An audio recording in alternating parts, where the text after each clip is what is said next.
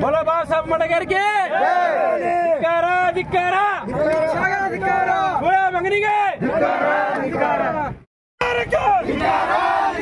मोदी सरकार के मोदी सरकार के 420 घंटे मोदी सरकार के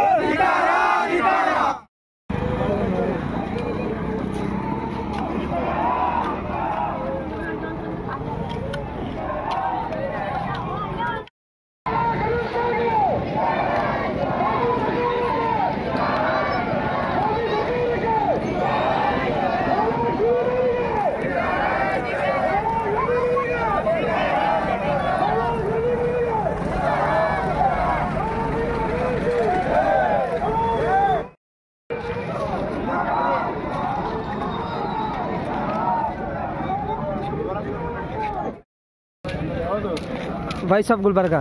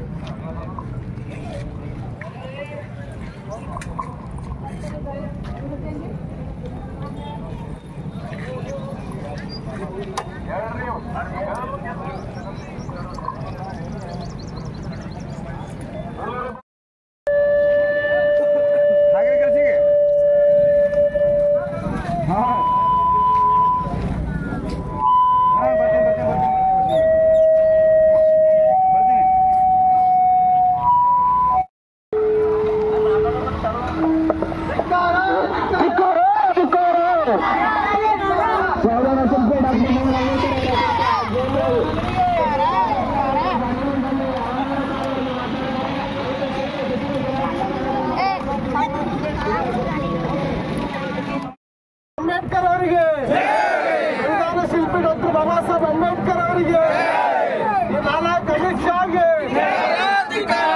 ಆಗಿರ್ತಕ್ಕಂಥ ಒಬ್ಬ ನಾಲ್ಕು ಅಮಿತ್ ಶಾಗೆ ಆಗಿರ್ತಕ್ಕಂಥ ನಾಲ್ಕು ಅಮಿತ್ ಶಾಗೆ ಸರ್ಕಾರಕ್ಕೆ ದೇಶದ ಶಾಂತಿಯನ್ನು ಕಾಪಾಡಬೇಕಾದಂಥ ದೇಶದ ಗೃಹ ಮಂತ್ರಿ ಅಮಿತ್ ಶಾ ಅವರು ನಮ್ಮೆಲ್ಲರ ಒಂದು ಸ್ವಾಭಿಮಾನವನ್ನು ಕೇಳಿಸಿದ್ದಾರೆ. ದೇಶದ ಶಾಂತಿಯನ್ನು ಕದಡ್ತಾ ಇದ್ದಾರೆ. ತಿಂದ ತಾಟಿನಲ್ಲಿ ಉಗುಳುವಂಥ ಕೆಲಸ ಮಾಡಿದ್ದಾರೆ. ಯಾಕಂದ್ರೆ ಸಂವಿಧಾನದ ಅಂಡರ್ನಲ್ಲಿ ಅವರು ಒಂದು ಅಧಿಕಾರ ಸ್ವೀಕಾರ ಮಾಡಿ ಇವತ್ತು ಅನ್ನ ತಿಂತಾ ಇದ್ದಾರೆ. ಅಂಥವರಿಗೆ ಅವರು ಇವತ್ತು ಅವಮಾನ ಮಾಡೋಂಥ ಕೆಲಸ ಮಾಡಿದ್ದಾರೆ. ಅದಕ್ಕಾಗಿ ಈ ಒಂದು ನೈತಿಕ ಹೊಣೆ ಹೊತ್ತು ಅವರು ಕ್ಷಮೆಯನ್ನೇ ಯಾಚಿಸಬೇಕು ಮತ್ತು ರಾಜೀನಾಮೆಯನ್ನು ಮೋದಿಯವರು ತಗೊಳ್ಬೇಕಂತ ಈ ಸಂದರ್ಭದಲ್ಲಿ ನಾನು ಹೇಳಕ್ಕೆ ಇಷ್ಟಪಡ್ತೀನಿ. ಏನು ಡಾಕ್ಟರ್ ಬಾಬಾ ಸಾಹೇಬ್ ಅಂಬೇಡ್ಕರ್ ಅವರ ವಿರುದ್ಧ ಹೇಳಿಕೆಯನ್ನು ಖಂಡಿಸಿ ನಾವಿಂದು ದೇಶಾದ್ಯಂತ ಹೋರಾಟವನ್ನು ಹಮ್ಮಿಕೊಂಡಿದೆ. ನಿಜವಾಗಲೂ ಕೂಡ ಈ ಒಬ್ಬ ಅವಿವೇಕಿ ಈ ದೇಶದ ಕೇಂದ್ರ ಗೃಹ ಸಚಿವವಾಗಿ ಏನು ಕೆಲಸ ಮಾಡ್ತಾನೆ ಅಂತಕ್ಕಂಥದ್ದು ನಾವೆಲ್ಲರೂ ಕೂಡ ತಿಳ್ಕೊಬೇಕಾಗಿದೆ.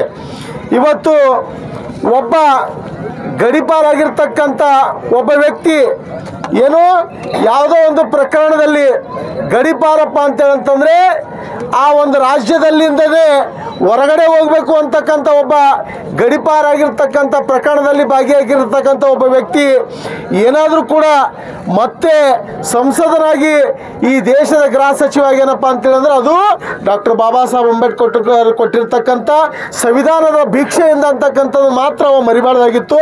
ಆದರೆ ಮರ್ತಿದ್ದಾನೆ.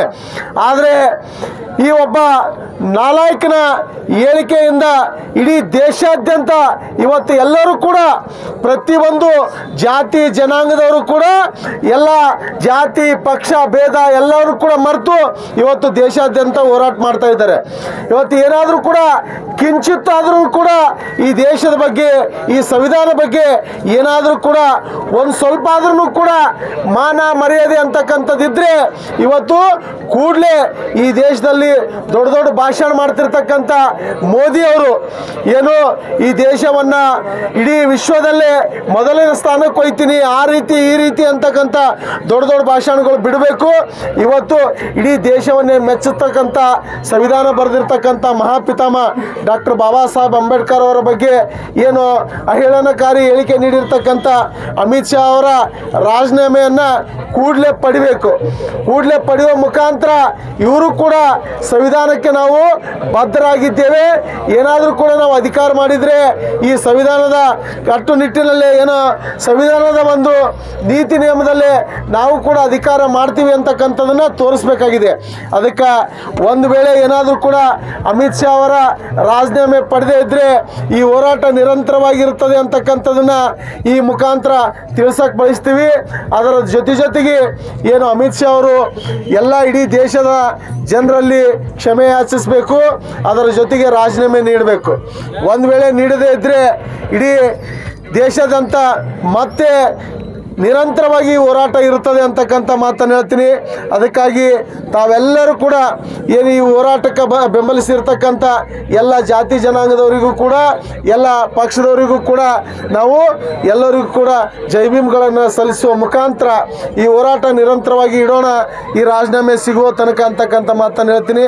ಅದಕ್ಕೆ ನಮ್ಮ ರಾಜು ಕಪ್ನೂರ್ ಅವರ ನೇತೃತ್ವದಲ್ಲಿ ಏನು ಈ ರಿಂಗ್ ರೋಡಲ್ಲಿ ಈ ಹೋರಾಟ ಏನು ನಡೀತಾ ಇದೆ ಇದು ನಿರಂತರವಾಗಿರಬೇಕು ಅಂತಕ್ಕಂಥ ಮಾತನ್ನು ಈ ಸಂದರ್ಭದಲ್ಲಿ ಹೇಳಕ್ಕೆ ಇಷ್ಟಪಡ್ತೀನಿ.